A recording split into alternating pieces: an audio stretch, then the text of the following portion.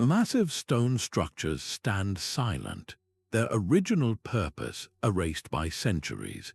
These architectural riddles carved in stone defy everything we think we know about ancient history. By the end of this journey, you will have explored 20 of the world's most baffling stone puzzles that continue to stump experts today. We will investigate how a civilization moved 1,000-ton blocks with primitive tools, and why a remote island is covered in giant, staring statues. What do you believe drives people to build monuments meant to outlast them forever? These silent stone giants are far more than simple monuments or tombs. They represent a distinct category of architectural mystery, one that merges profound scientific knowledge with deep spiritual belief.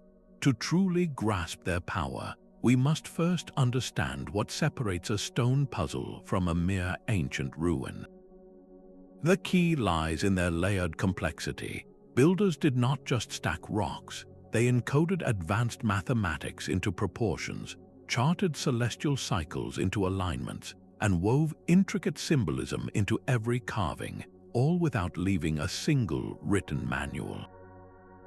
Think of it not as architecture, but as a three-dimensional language, one we have forgotten how to read. Stone was chosen for its defiance of time, a permanent canvas for messages meant to echo across thousands of years. Why would a civilization pour generations of labor and vast resources into a project whose ultimate purpose might remain hidden? Archaeologists like John R. Hale suggest it was a fusion of art, science, and a profound desire to speak to the future. They were not just building for their own time. They were attempting a conversation with us, reaching across the centuries through the one medium they knew would survive. This fundamental drive to leave an indelible mark, to embed a code within a mountain, sets the stage for our first great riddle. Rising from the green expanse of Salisbury Plain, the grey giants of Stonehenge stand in silent council. For generations, their purpose has been the subject of fierce debate, a riddle wrapped in stone. While popular imagination often links the circle to druidic rituals, the truth is far older and more complex. The Druids came millennia after the first stones were raised, their ceremonies merely the latest chapter in a long-forgotten story. The most compelling clue is written in the sky itself. The precise alignment of the stones captures the sun's rays at the summer and winter solstices, framing the sunrise and sunset with breathtaking accuracy. This was clearly a sophisticated astronomical calendar, a massive stone clock marking the passage of the seasons. Yet such a practical function feels almost too simple for the immense effort involved. How did a prehistoric society move these colossal sarsen stones, some weighing over 25 tons, from quarries nearly 20 miles away? Why shape them with such precision, creating those iconic lintels locked atop upright posts? The archaeological record adds another layer of mystery. Excavations have revealed not only human remains but also evidence of grand feasts, with animal bones from every corner of Britain. This was a place of both the dead and the living, a site for final rest and vibrant gathering. So what was its true central purpose? Was it a sacred healing center, drawing the sick with the perceived power of its bluestones?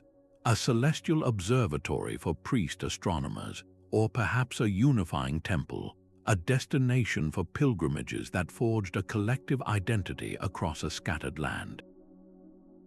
The stones hold their secret close, a testament to a vision so grand its meaning remains just beyond our grasp. Far from the familiar landscapes of Britain, another stone puzzle emerges from the vast Pacific Ocean. On the most isolated inhabited island on Earth, the massive, long-faced moai stand in silent rows, their backs to the sea. Carved from compressed volcanic ash, these giants represent deified ancestors watching over the clans of Rapa Nui. Their creation is a marvel in itself, as teams of carvers patiently shaped each one from the rock of the Rano-Raraku volcano. Yet the true enigma is how these multi-ton statues, some as tall as a 3-story building, were transported for miles across the island's rugged terrain. The sheer scale of this logistical nightmare is almost incomprehensible. For a long time, the prevailing theory was that they were dragged horizontally on log rollers. But recent experiments have proposed a far more dramatic method, that the moai were literally walked into position. Using a system of ropes, teams could have rocked the statue from side to side, creating a shuffling, forward momentum that made the giant appear to walk across the land. This captivating idea, however, is hotly debated. Critics argue that this method would have risked damaging the statue's delicate bases, and evidence on the ground remains inconclusive. The mystery of their journey is matched only by the puzzle of their sudden abandonment.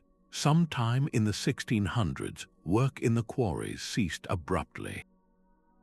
Half-finished moai were left entombed in the rock, as if the sculptors simply put down their tools and walked away. This points to a profound societal collapse. Did the island's ecosystem, stripped of its trees to support the statue-moving efforts, finally fail? Was it internal warfare over dwindling resources, or the arrival of European diseases? The silent, toppled moai suggest a civilization that reached an incredible cultural peak, only to be broken by the very ambitions that defined it. These stone sentinels are more than just art. They are a stark reminder of the delicate balance between human ingenuity and the environment that sustains it. High on the arid plains of southern Peru, a different kind of mystery unfolds, one so vast it can only be comprehended from the heavens. The Nazca Desert holds a secret gallery of colossal artwork, with enormous geoglyphs depicting a hummingbird, a spider, a monkey, and perfect geometric shapes stretching for miles. These were not made by adding stones, but by the careful removal of the dark, sun-baked surface pebbles to reveal the lighter, sandy soil beneath. This technique created stark, contrasting lines that have endured for over 2,000 years. The sheer scale is bewildering. How could the Nazca people, who flourished between 2,000 and 1,500 years ago, design and execute such precise, massive figures without ever being able to see the complete image?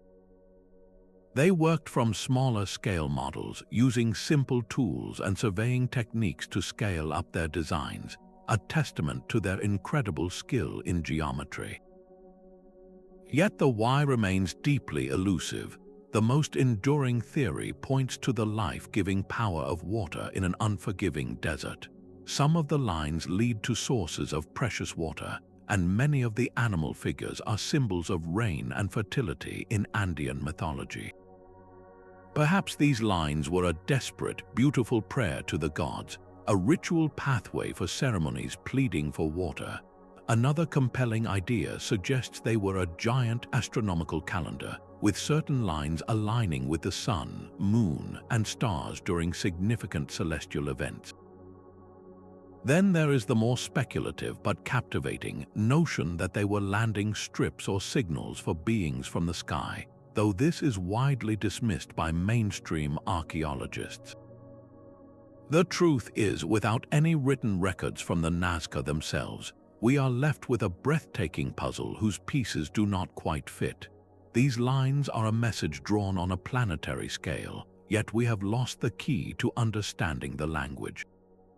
They stand as a silent, stunning achievement, a reminder that some of humanity's greatest works were meant not for our eyes, but for those of the gods. The ambition of the Nazca Lines is dwarfed only by the sheer, staggering mass of the Great Pyramid of Giza. This is not a pattern on the ground, but a mountain crafted by human hands, a structure so precisely engineered it defies the very limits of its time. For 45 centuries it has stood, the last surviving wonder of the ancient world, and yet we still grapple with the fundamental question of how it was built. How did a society without iron tools, without the wheel, achieve such perfection in stone? The pyramid's base is almost a perfect square, its sides aligned with the cardinal directions north, south, east, and west, with an error of less than 1/15 of a degree. This is not a rough approximation. It is a feat of surveying so accurate it rivals modern engineering. The stones themselves, over 2 million blocks of limestone and granite, were cut and fitted with joints so tight a razor blade cannot slip between them. The conventional explanation involves massive earthen ramps spiraling up the growing structure, with workers hauling sledges under the desert sun. Yet the scale of such a ramp would be almost as immense as the pyramid itself, and no archaeological evidence for its existence has ever been found. This void in our understanding has given rise to more speculative ideas, from the use of lost water locking technologies to sound levitation, theories that speak to our sheer bafflement at the magnitude of the task. The mysteries only multiply inside the pyramid. The king's chamber contains narrow, long shafts that point directly towards specific stars, like those in the constellation of Orion. Were these channels for the pharaoh's soul to ascend to the heavens, or did they serve a more practical, astronomical purpose for the living priests? Even our tools of modern science have deepened the puzzle. Using muon radiography, a technique that peers through stone using cosmic rays, scientists have recently detected large, hidden voids within the pyramid's core. These are not small gaps, but substantial, empty spaces for which there is no clear explanation in any known architectural plan. They stand as silent, hollow reminders that this ancient marvel still holds profound secrets.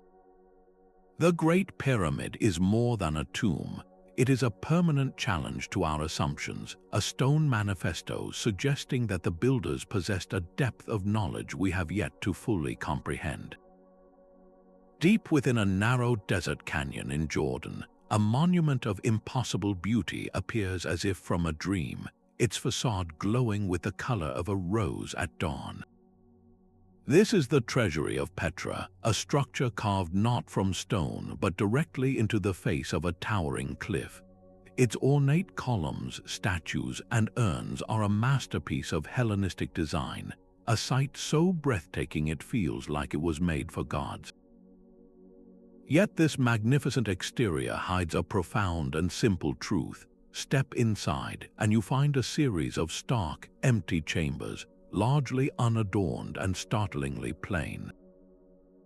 This jarring contrast between the lavish outside and the austere inside is the core of its mystery. What was the true purpose of this building? Was it a temple for worship, the final resting place of a powerful king, or a grand stage for sacred ceremonies? The Nabatean people who built this city were masters of the desert, controlling the lucrative incense trade routes. They were brilliant engineers, carving entire cities from rock and developing a complex system of dams and channels to control flash floods and supply their desert capital with water. Yet they left behind almost no written records of their own. Their most spectacular creation is a silent monument to our own ignorance. For centuries, local legends whispered of fabulous treasure hidden within the urn that crowns the facade, its stone surface pockmarked by the bullets of hopeful treasure hunters. Yet no great hoard of gold or jewels was ever discovered.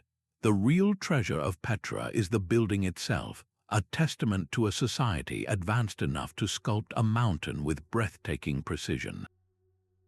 The riddle of the treasury endures, a beautiful and silent question mark etched in rose-red stone. While the pyramids and the Nazca Lines represent concentrated efforts of a single culture, a different kind of mystery unfolds along the coast of Brittany in France. Here, not one or two, but thousands of prehistoric standing stones march across the landscape in eerie, silent rows. This is the riddle of the Carnac alignments, a megalithic site so vast it defies simple explanation.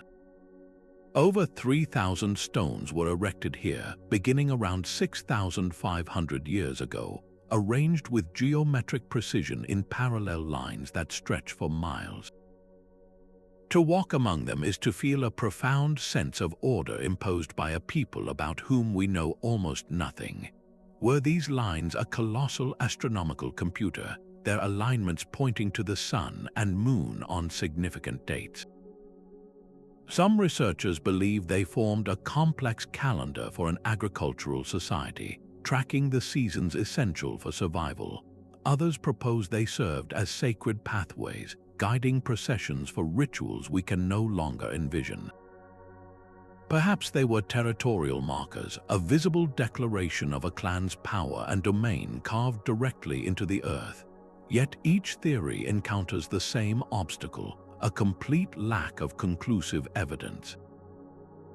No burials, no tools, no everyday objects have been found to tell us what truly happened here. The sheer scale of the project is its own greatest clue. To extract, transport, and erect this army of stone monoliths required a society of remarkable organization and shared purpose. This was not the work of a scattered village, but of a coordinated civilization with a single, driving vision. Why would such a society invest generations of labor into this single, sprawling project? The stones themselves offer no answer. Recently, technology has begun to peel back the layers of time. Ground-penetrating radar has revealed that the visible stones are only the tip of the iceberg. Beneath the soil lie the ghosts of ancient enclosures, burial mounds, and structures that have long since vanished from view. This discovery transforms our understanding of the site. It was not just a collection of lines, but a vast, integrated ceremonial landscape, a sacred geography whose full complexity we are only beginning to appreciate. The Carnac stones stand as a silent challenge, a puzzle without a key, forcing us to confront the sophisticated minds of our Neolithic ancestors and the profound beliefs that moved them to build on such an unimaginable scale. This same theme of impossible stonework appears high in the Andes, where the air is thin and the past feels close. The fortress of Sacsayhuaman stands guard over the ancient Inca capital of Cusco, a monument of such staggering scale and precision it seems to defy the very laws of physics. Its most famous walls are built from colossal blocks of limestone, some weighing over 100 tons. Yet the true marvel is not their size but their fit. Each massive stone is a unique, irregular polygon, carved to interlock perfectly with its neighbors in a three-dimensional jigsaw puzzle of breathtaking complexity. The joints are so tight that for centuries not even a single blade of grass could find purchase between them. This dry stone construction, built without any mortar at all, has withstood countless powerful earthquakes that have toppled modern buildings all across Peru. The resilient, flexible walls simply shift and settle during a tremor, then lock back into place once the shaking stops. So how did the Inca, a civilization without iron tools, without the wheel, accomplish this? The conventional answer of stone hammers and patient abrasion feels insufficient against the scale of the task. How did they carve such intricate, curved seams into impossibly hard stone? One compelling theory suggests a mastery of thermal expansion. By building fires against the rock face and then rapidly cooling the heated surface with water, they could create controlled fracture lines, making the stone easier to work. Others have proposed that the Inca possessed a lost knowledge of acoustics, using specific sound frequencies to somehow soften the stone into a malleable state, a concept that lives on in local legends.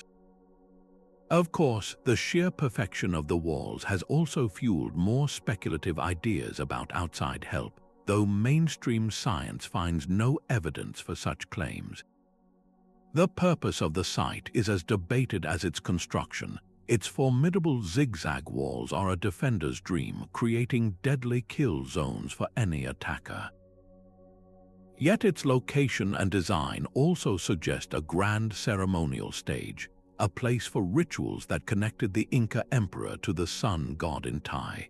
Some researchers see astronomical alignments woven into the architecture, turning the entire complex into a sacred calendar. Was it a fortress, a temple, or both? The stones refuse to say. Sacsayhuaman is more than a ruin. It is a permanent question carved in limestone, a testament to a building science so advanced we have yet to fully reverse engineer its secrets. The silent stones of Sacsayhuaman speak of a powerful, organized empire, but what if the very first stone temples were built by people who had no empire at all? This is the profound challenge posed by Göbekli Tepe. Tucked into a barren hilltop in southeastern Turkey, this site is so ancient it defies our fundamental understanding of human history. Its oldest circles of massive, T-shaped pillars were erected around 11,600 years ago, a staggering 6 millennia before Stonehenge or the first pyramid. The builders were not farmers living in settled villages. They were hunter-gatherers, people we have always pictured as nomadic, living hand to mouth. Yet here they are, demonstrating the ability to quarry, transport, and erect 16-ton stones, carving them with breathtaking artistry. Why would they do it? What force could compel scattered bands of foragers to come together for a project of such monumental scale and complexity? The pillars themselves offer cryptic clues. They are covered in a menagerie of carved creatures, foxes, scorpions, vultures, and snakes, all rendered with a fluid, confident style. These are not simple pictures. They are a symbolic language, a complex mythology frozen in stone. The arrangement is deliberate, with rings of pillars surrounding two even larger central monoliths, suggesting a hierarchy, a focus for ritual.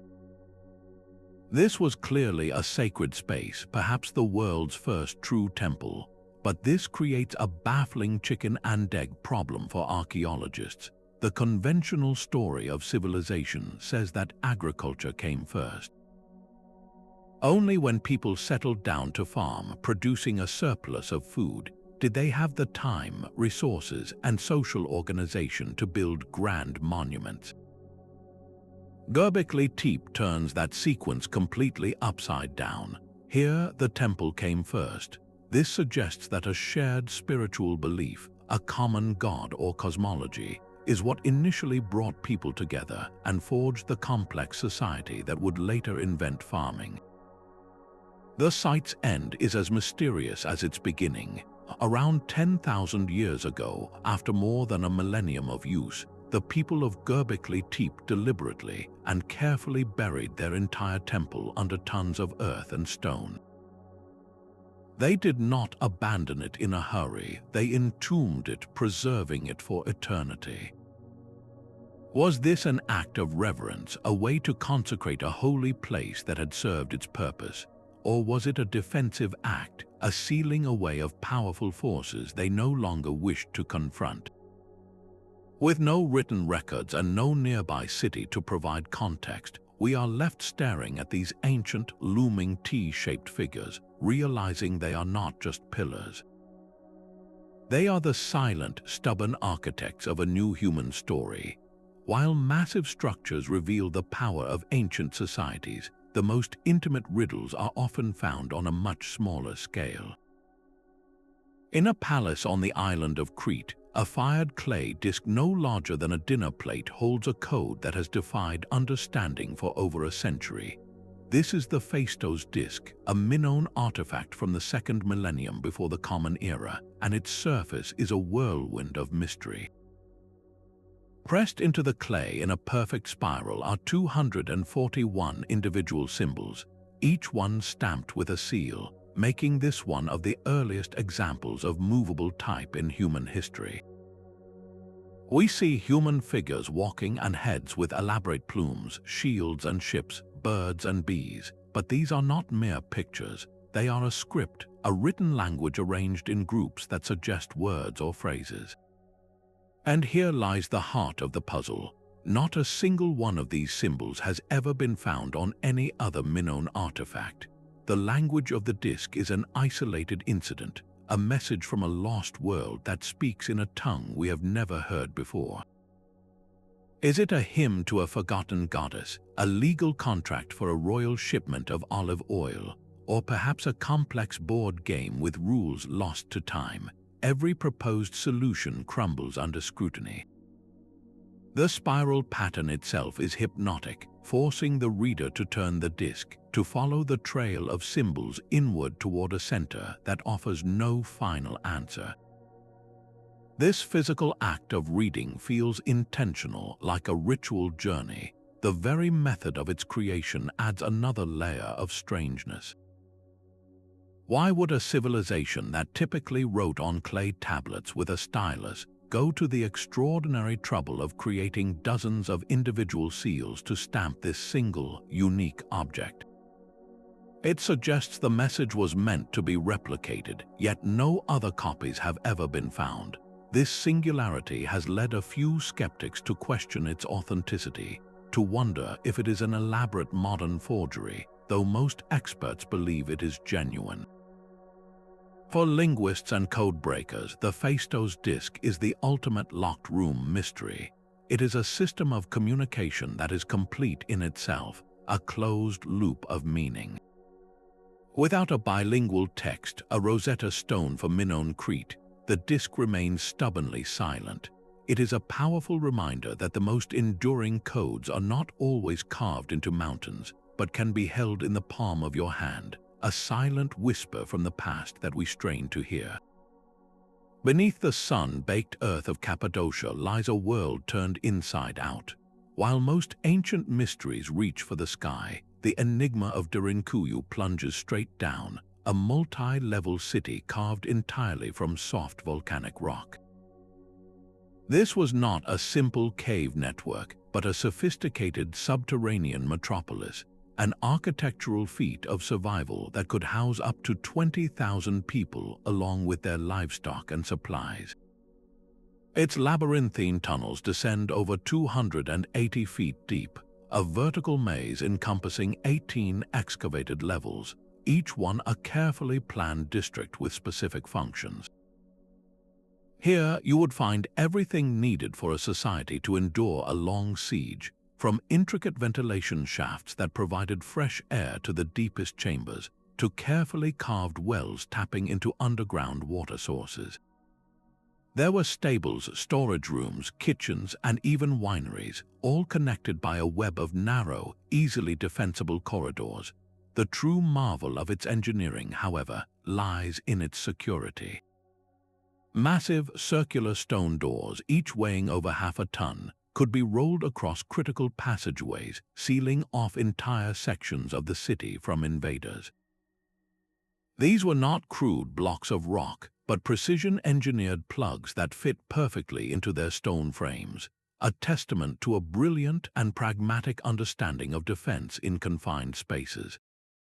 But who were the architects of this hidden kingdom, and what terrifying threat forced them to invest generations in carving out a life in perpetual darkness? The region's soft, tough rock is easily workable, but the scale and complexity of Derinkuyu point to a highly organized, long-term effort. While later groups like early Christians famously used and expanded the city as a refuge from persecution, they were almost certainly not its original builders. The deepest, oldest levels are a complete mystery, potentially dating back to the Hittites over 3,000 years ago, or perhaps even to a forgotten people from the Bronze Age. The sheer anonymity of its creators is as profound as the city itself. What catastrophic event, what relentless enemy prompted the decision to abandon the surface world entirely? Was it a response to invading armies, a way to hide from roving bands of raiders, or a desperate refuge from a period of extreme climate change that made the surface uninhabitable? The rolling stone doors stand as silent witnesses to a deep-seated collective fear, a permanent state of alertness woven into the very rock. Derinkuyu challenges our most basic assumptions about urban life, proving that ancient civilizations could achieve as much brilliance below ground as they ever did above it. The same instinct to carve a refuge from danger appears in a far more serene form, thousands of miles away in the Indus Valley. Here, in the ancient metropolis of Mohenjo-Daro, sits a structure of profound and puzzling tranquility, the Great Bath. This is not a haphazard pool, but a masterpiece of early engineering, a rectangular tank built with finely fitted bricks, sealed meticulously with natural bitumen to be completely watertight. A colonnaded courtyard surrounds it, and private bathing rooms line its edges, all serviced by a sophisticated system of drains and channels for bringing in fresh water and carrying it away. In a city celebrated for its rational, grid-like streets and advanced urban planning, the bath stands out for its precision and its prominent central location. It clearly was the heart of the city, but what kind of heart did it possess?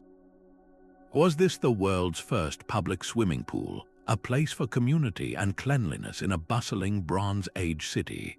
Or was its purpose far more sacred, a deep tank for ritual purification, where spiritual cleansing was as important as physical washing? The water in that tank would have been a shimmering, precious mirror in a sun-baked land, a controlled and contained symbol of life itself. The Indus Valley civilization, one of the world's earliest and most extensive, presents us with a tantalizing contradiction. They built to last with standardized bricks and complex infrastructure, yet they left behind no grand palaces, no massive temples, and no deciphered written records. Their script, found on small seals, remains one of linguistics' most stubborn puzzles. Without their own words, we can only infer the meaning of their greatest architectural achievements. The Great Bath, in its serene perfection, feels like a temple to an unknown god, a site for ceremonies we can no longer envision. The very absence of obvious religious imagery forces us to consider that for this deeply practical people, the act of engineering, the control of water, and the pursuit of communal purity might have been their highest form of worship. We are left staring into the empty, brick-lined basin, seeing not just a pool, but the reflection of a lost worldview, a society whose inner life remains as sealed as their perfectly waterproof tank. A single man, working in the dead of night, moved blocks of stone heavier than those in the Great Pyramid. In the early 20th century, a frail Latvian immigrant named Edward Leedskalnin began a secret project in Florida that would become one of the greatest modern stone puzzles. With no formal education and using only homemade tools, he single-handedly quarried, carved, and positioned over 1,000 tons of coral rock to build what is now called the Coral Castle. He worked alone, shrouding his efforts in mystery, often laboring by lantern light to prevent anyone from witnessing his methods. When asked how he managed such a feat, he would only offer a cryptic smile and say he understood the secrets of the pyramids. He claimed to have rediscovered the building methods of the ancient Egyptians, a knowledge he said involved understanding the laws of weight and leverage, and the true nature of magnetism. The structures he left behind are a testament to his bizarre genius. A 9-ton stone gate, perfectly balanced on a simple truck bearing, was so exquisitely engineered that a child could push it open with a single finger. It rotated silently for decades until it finally seized up in the 1980s, requiring a team of engineers with heavy machinery to repair what one man had created.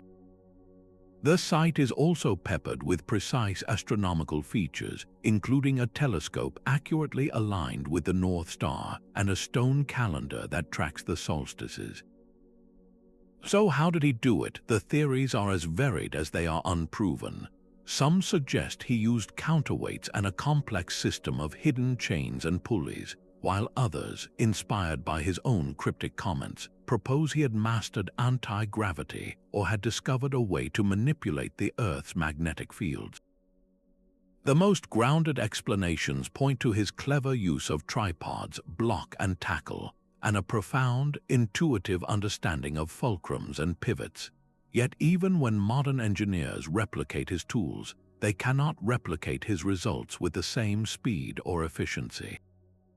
Edward Leedskalnin took his final secret to the grave, leaving behind a whimsical yet deeply puzzling stone garden. His story proves that the human capacity for creating architectural riddles did not end in antiquity. It can spring from the will of one determined, secretive individual, a quiet man who challenged our understanding of physics from his small plot of land, reminding us that some puzzles are carved not by empires but by a single, mysterious hand.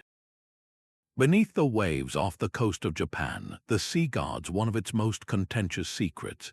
The Yonaguni Monument is a sprawling, enigmatic structure, a series of massive terraces and sharp, 90-degree angles that rise from the ocean floor. To some, these formations are clearly the work of human hands, a sunken complex of stepped pyramids, plazas, and even a towering structure that resembles a carved stage. They point to the uncanny, straight-edged channels, the perfect right angles, and the two colossal pillars that look as if they were placed to support a massive roof. If these features are indeed artificial, their age would be staggering, potentially dating back 10,000 years to a time when this area was dry land, a lost continent on the Pacific Rim. This would force a complete rewrite of human history, suggesting a sophisticated seafaring civilization in prehistoric Japan, one advanced enough to carve a mountain into a monument. Yet the ocean refuses to give up a definitive answer. Skeptics, including many geologists, argue that this is a spectacular example of natural architecture. They explain that the sandstone in this region is naturally fractured along straight plains and is constantly shaped by strong underwater currents. The seemingly carved features could be the result of tectonic shifts, erosion, and the simple, relentless power of the sea. Marine archaeologists remain deeply divided, with each new expedition yielding more questions than answers. No one has ever discovered the one piece of evidence that would settle the debate: a simple tool, a shard of pottery, or a definitive carving left behind by the builders. This absence is deafening. The Yonaguni Monument forces us to confront a fundamental question: where does nature's random artistry end and human intention begin? Is our desire to see the hand of our ancestors in these stones a form of hope, a longing for a grander, more mysterious past? Or are we truly looking at the eroded ghost of a city, a silent, submerged riddle that challenges everything we thought we knew about the ancient world? It stands as a beautiful, frustrating frontier, a reminder that some of our greatest historical puzzles are not on land, but hidden in the deep, waiting for the tide of knowledge to turn. Even the mighty Romans sometimes built upon foundations laid by giants. In the Bekaa Valley of Lebanon, the ruins of the Roman temple complex at Baalbek are magnificent, but their grand columns and ornate sanctuaries are not the true mystery. The real enigma lies beneath them, in a colossal stone platform that defies all logic. Here, in a quarry near the main site, rests the stone of the pregnant woman, a single, perfectly carved block of limestone estimated to weigh 1,000 tons. To put that into perspective, that is the weight of two fully loaded Boeing 747 jets. This is not just a rock, it is a statement. How could any civilization, even the Romans with their famed engineering, have hoped to move such a monolith? The stone was quarried, cut on 5 of its 6 sides, and left in its bed, as if the builders realized the task was simply too immense. Yet nearby, in the temple's western wall, are 3 other blocks, each nearly as large, that were somehow moved over half a mile and then lifted over 20 feet into place. The process by which this was achieved remains one of history's most profound architectural puzzles. The conventional Roman toolkit of cranes, pulleys, and ramps was simply not designed for this scale. Their largest cranes could lift perhaps 50 tons, so how did they manage 1,000? Some researchers propose incredibly complex systems of ropes, capstans, and wooden rails, requiring the coordinated labor of thousands of men for months to move a single block just 1 inch at a time. Yet even this explanation feels insufficient against the sheer mass of the stone. This has led to a compelling and controversial theory that the Romans were not the original architects of this foundation. They may have simply built their temples on top of a pre-existing, much older platform constructed by a civilization possessing a lost technology. The precision of the stone cutting supports this idea. The blocks are not merely stacked, they are interlocked with a masterful understanding of weight distribution and seismic stability, fitted together with a seamless joinery that has withstood millennia of earthquakes. Were the Romans merely the inheritors of a site whose original purpose and builders have been erased from history? Baalbek does not offer easy answers. It stands as a silent, staggering monument to a level of ambition that challenges our entire timeline of human achievement, forcing us to wonder if we have truly grasped the full capabilities of the ancient world. Coiled across a ridge in Ohio, the Great Serpent Mound unspools for over 1,300 feet, a colossal earthwork snake forever frozen in the act of swallowing a giant oval egg. This is not a structure built with stone, but sculpted from the very earth itself, a monumental act of landscape art that predates European contact by centuries. The sheer scale is disorienting from the ground, but from above, the serpent's graceful, undulating form reveals a precision that feels both artistic and deeply intentional. But who were the artists? This is the first layer of the puzzle. For a long time, archaeologists attributed the mound to the Adena culture, a prehistoric people known for their burial mounds who flourished over 2,000 years ago. Yet more recent evidence, including radiocarbon dating, suggests it might be the work of the later Fort Ancient culture, a people who lived there nearly 1,000 years later. This debate over its origins means we cannot be certain which civilization, with its own unique beliefs and cosmology, is speaking to us through this grassy silhouette. The serpent's body aligns with breathtaking celestial precision. The head and the egg align perfectly with the setting sun on the summer solstice, while the coils of its body seem to point toward the sunrise on both the solstices and the equinoxes. This was clearly more than a simple image. It was a giant earthen calendar and observatory, its form inextricably linked to the cycles of the sun and moon. But why a serpent? Across countless indigenous cultures of the Americas, the serpent is a powerful, dualistic symbol.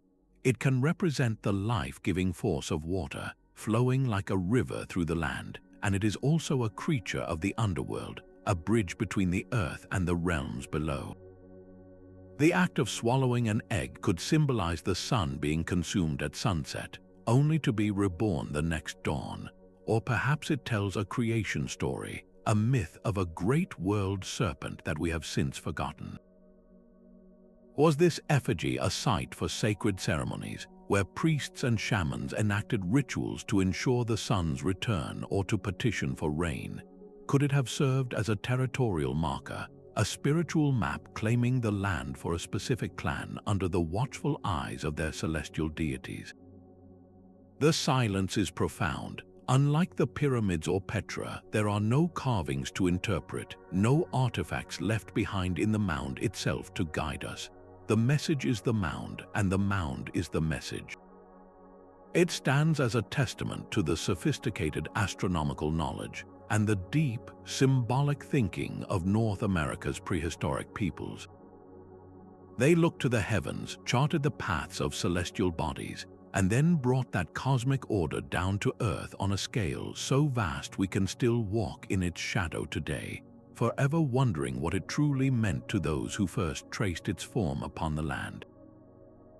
From a quiet Georgia field, a modern megalith once spoke in 10 different tongues. The Georgia Guidestones rose abruptly in 1980, a cluster of pale granite slabs that felt both ancient and unnervingly new. Erected under a veil of secrecy by a man using the pseudonym R.C. Christian, the monument's very origin was its first puzzle. Who was this mysterious sponsor, and what resources did he command to commission such a structure without ever revealing his true identity? The stones themselves offered a message, not a name. Inscriptions in 8 modern languages plus 4 ancient scripts laid out 10 guidelines for humanity. They called for maintaining the global population under 500 million, for guiding reproduction wisely, and for uniting humanity under a new, living language. The words advocated for a world of reason, ecology, and peace, yet their clinical tone struck many as cold and unsettling. This was not a relic from a forgotten age, but a deliberate message in a bottle, cast into the present by an anonymous hand. Its purpose was fiercely debated from the start. Was it a sincere blueprint for rebuilding civilization after a future catastrophe, a set of instructions meant to survive when our current world did not? Or was it merely a grand philosophical statement, a provocative piece of land art designed to make us question our path? For others, the strange directives and the secretive funding pointed to something more sinister, a shadowy manifesto for a new world order. The mystery was deepened by its precise design. The central pillar featured a hole drilled to frame the North Star, while a slot in the capstone aligned with the sun during the solstices and equinoxes. This celestial anchoring connected the modern monument to the oldest traditions of stone building, suggesting its message was meant to endure for epochs. Yet it lasted only 4 decades. In 2022, the Guidestones were severely damaged in an explosion and later fully dismantled, their physical form erased by the very controversies they ignited. Their destruction only cemented their status as a true architectural riddle. They were a contemporary puzzle that provoked the same fundamental questions as the ancient ones: who built such a thing, and for what audience across time? The stones are gone, but their cryptic appeal endures, a stark reminder that the human urge to carve warnings or wisdom into stone is a story that is still being written. High above the ancient Inca capital, the fortress of Sacsayhuaman presents a stonework puzzle that seems to defy the very nature of rock itself. Here, the walls are not built from tidy, rectangular blocks. Instead, they are a colossal jigsaw of polygonal stones, each one a unique, irregular shape with multiple sides and angles. Yet these gigantic pieces fit together with such breathtaking precision that the joints between them are virtually invisible. For centuries, not even a blade of grass could find space to grow between these seams. This dry stone construction, built entirely without mortar, has withstood powerful earthquakes that have toppled modern buildings throughout Peru. The walls possess a flexible strength, shifting and settling during a tremor before locking perfectly back into place. How did the Inca achieve this impossible fit? The irregular shapes are the key to their genius. Unlike uniform blocks that can be shaken apart, this interlocking design creates a monolithic, unified structure. But the method for creating such perfect puzzle pieces remains one of history's great lost arts. One compelling theory suggests the use of small-scale models. Master masons may have first arranged smaller stones into the perfect pattern, then used that model as a three-dimensional template to guide the carving of the full-sized granite blocks. Others propose a more tactile, yet incredibly skillful, process of trial and error. A stone would be roughly shaped, placed in position, and the contact points would be marked. It would then be lowered, the high spots meticulously ground away with sand and water, and then hoisted back into place to check the fit. This painstaking process would be repeated over and over until the block sat perfectly. The sheer patience and skill required for such a task is almost beyond comprehension, yet this only solves part of the enigma. How did they transport these massive stones, some weighing over 100 tons, from quarries miles away without the wheel or draft animals? The logistics are staggering. The most likely answer involves an immense human effort, with hundreds of workers using ropes, levers, and earthen ramps to coax the stones along. But the purpose of this Herculean effort is just as hotly debated. Was Sacsayhuaman primarily a fortress? Its famous zigzag walls are a defender's dream, creating deadly choke points for any attacking force. Or was it a grand ceremonial stage, a sacred space where the Inca emperor performed rituals connecting him to the sun god in Tai? The site's alignment with celestial events suggests it was also a sophisticated astronomical observatory. Perhaps it was all three at once, a physical manifestation of the Inca world, where military power, divine authority, and cosmic order were inextricably linked. Sacsayhuaman is more than a ruin. It is a permanent question carved in granite, a testament to a building science so advanced we have yet to fully reverse engineer its secrets. Even the concept of money itself can be carved into a riddle of stone. On the remote Pacific islands of Yap, a unique form of currency emerged, one that defies every modern notion of finance. These are the Rai stones, colossal discs of calcite with a hole carved through the center, some towering over 10 feet tall and weighing several tons. Their sheer physicality is the first puzzle. How could these massive stones, quarried from limestone deposits on islands over 250 miles away, become the bedrock of an economy? The answer is a breathtaking feat of ancient engineering and maritime courage. Using simple stone tools and immense patience, Yapese islanders would extract these discs from the rock.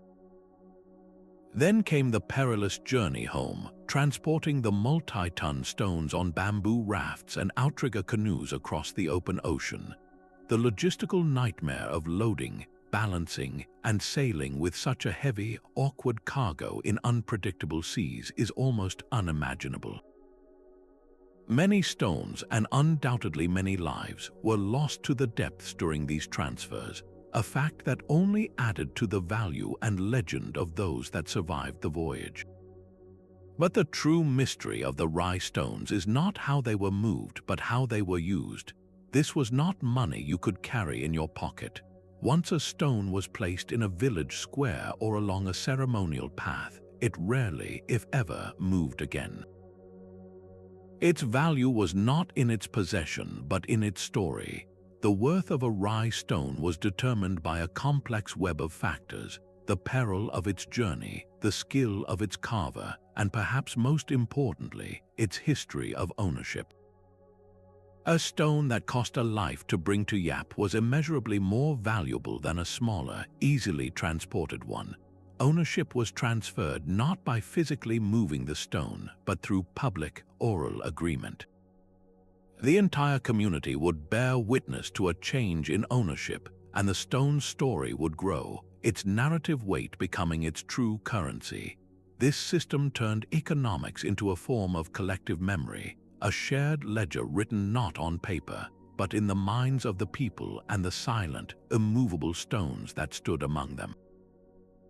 The Rai were less like coins and more like architectural monuments to social bonds and ancestral deeds. They puzzle economists because they represent a monetary system completely detached from material utility and physical transfer. a system where value is purely abstract, yet anchored irrevocably in a tangible, monumental object. It forces us to ask, what is money really? Is it the physical token, or is it the shared belief and the story behind it that truly holds the worth? The silent stone wheels of Yap suggest that the most enduring value is not what we can carry, but what we all agree to remember. Scattered across the Diquis Delta of Costa Rica, hundreds of stone spheres lie hidden in the jungle and riverbeds, their near-perfect forms a silent challenge to history. Ranging from the size of a melon to over 6 feet in diameter, these enigmatic balls were carved from hard granodiorite by a pre-Columbian people who left no written record. The sheer precision of their geometry is the first layer of the puzzle. How did ancient artisans, using only stone hammers and patience, achieve such flawless spherical symmetry? Some researchers suggest a meticulous process of pecking and grinding, slowly shaping the rock by striking it with another stone of equal hardness, then polishing it for an impossibly smooth finish. Yet even with these simple tools, the consistency across hundreds of spheres speaks of a deep, shared knowledge, a standardized technique passed down through generations of master carvers. But the how is only a prelude to the deeper mystery of why. What purpose could these massive, perfect forms have served? Were they celestial markers, arranged in patterns to mirror constellations or track the solstices for an agricultural society? Their original placements are mostly lost to us, as many spheres were rolled away by settlers in the 20th century, used as curious garden ornaments, severing their connection to the ancient landscape. This displacement has clouded our understanding forever. A few that remain in situ, however, offer tantalizing hints. Some appear aligned with other spheres or with prominent geographical features, suggesting they might have been part of a vast, open-air astronomical calendar or a sacred map of a clan's territory. Others propose they were potent status symbols, with the size and perfection of a family's sphere directly reflecting their wealth and power. Could they have been territorial markers, dividing the land between different chiefdoms in a silent, stone language of borders? Or were they focal points for communal rituals, their perfect shape representing the cosmos or the eternal cycle of life? The very simplicity of the sphere makes its meaning infinitely more elusive than a carved statue. There are no faces to interpret, no symbols to decipher, only pure, abstract form.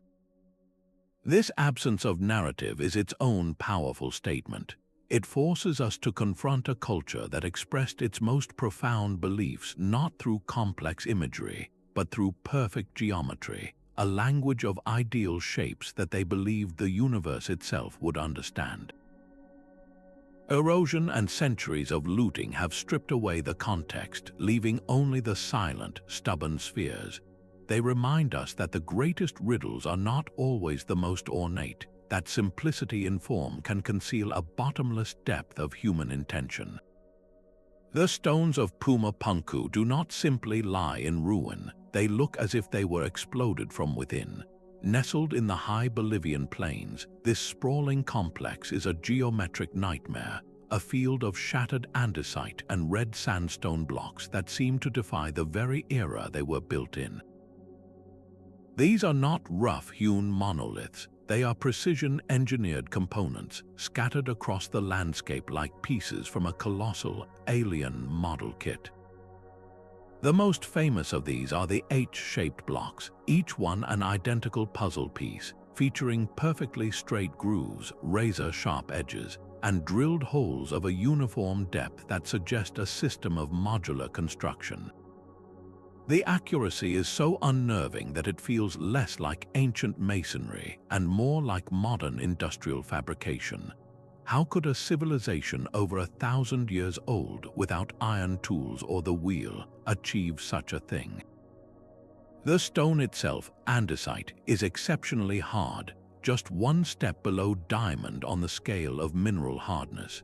To cut it with this level of perfection would require tools of immense durability and power, tools that simply do not appear in the archaeological record. This glaring absence has, understandably, fueled intense speculation. Could the builders have possessed a lost technology, a method of working stone that has since vanished from human knowledge? The sheer perfection of the surfaces has even led some to propose more radical ideas like outside, otherworldly influence, though mainstream science finds no evidence for such claims. The mystery only deepens when you consider the journey of these stones. The quarries for this andesite lie over 50 miles away, across a harsh and mountainous landscape. Transporting these multi-ton blocks, some weighing over 100 tons, represents a logistical puzzle that rivals the construction of the pyramids. Without a written record from the Tiwanaku people, we have no manual, no diagram, no story of how this was accomplished. The final, haunting question is the simplest: what was Puma Punku? Was it a grand temple complex, a celestial observatory, or perhaps a palace for god-kings? The precision of the stonework implies a function beyond the merely ceremonial. The modular design suggests that these blocks were meant to be assembled and disassembled, that the entire site might have been dynamic, a reconfigurable stage for rituals we can no longer imagine. Now it lies in magnificent disarray, a collection of the world's most advanced prehistoric stone components, waiting for a blueprint we may never find. These silent stone giants scattered across the globe speak a common language of ambition and wonder. As we reflect on these 20 puzzles carved in stone, a powerful thread emerges, connecting the solstice alignments of Stonehenge to the underwater enigmas of Yonaguni. Each riddle, from the impossible walls of Sacsayhuaman to the coded whispers of the Phaistos Disc, reveals a fundamental part of our shared human spirit, a drive to create, to communicate across centuries, and to embed our world with a sense of profound mystery. They are not failures of understanding, but invitations. They challenge us to question the timeline of history, to expand our view of what ancient societies were truly capable of achieving with nothing but stone, intellect, and an unwavering vision. Our technology grows more powerful every day, allowing us to peer through pyramids with cosmic rays and map subterranean cities with radar. Yet these architectural marvels stand as a timeless reminder that some secrets are not meant to be solved, only pondered. They are permanent questions that keep our curiosity alive, connecting us to the minds of our ancestors in a direct, tangible way. They urge us to preserve these fragile wonders, to study them with respect, and to pass on the mystery to the generations who will follow us. We would love to hear which of these stone riddles captured your imagination the most. Share your thoughts in the comments below, and if you wish to continue this exploration, there are many wonderful resources and recommended readings available.